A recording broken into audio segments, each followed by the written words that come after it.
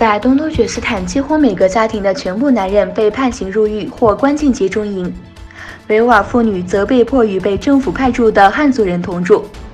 据自由亚洲电台报道，近年来，中国当局在所谓民族团结同胞家庭名义下，将100多万党员干部派驻维吾尔和其他穆斯林家庭。这些党员干部大多数是男人。据官方新疆日报报道，这些党员干部已被派驻169万家庭。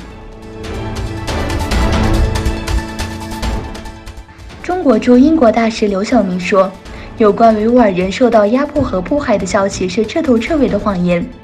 最近，包括《纽约时报》在内的许多媒体都发布了403页的秘密文件，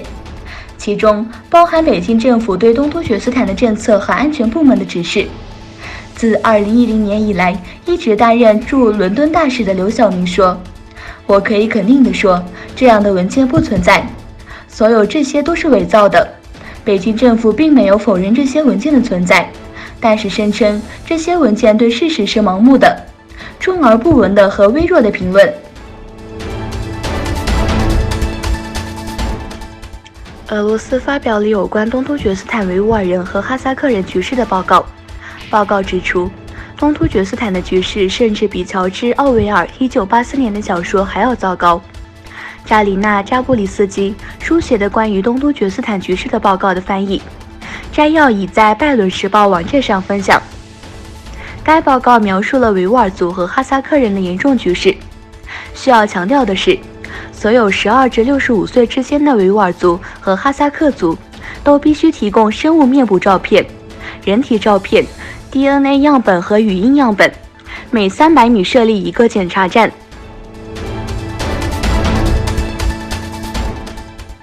伊朗总统鲁哈尼说，该协议的崩溃将以牺牲世界所有国家的利益为代价。根据伊朗总统府的书面声明，鲁哈尼接受澳大利亚新任驻德黑兰林德尔简萨克斯大使的任职资格时说，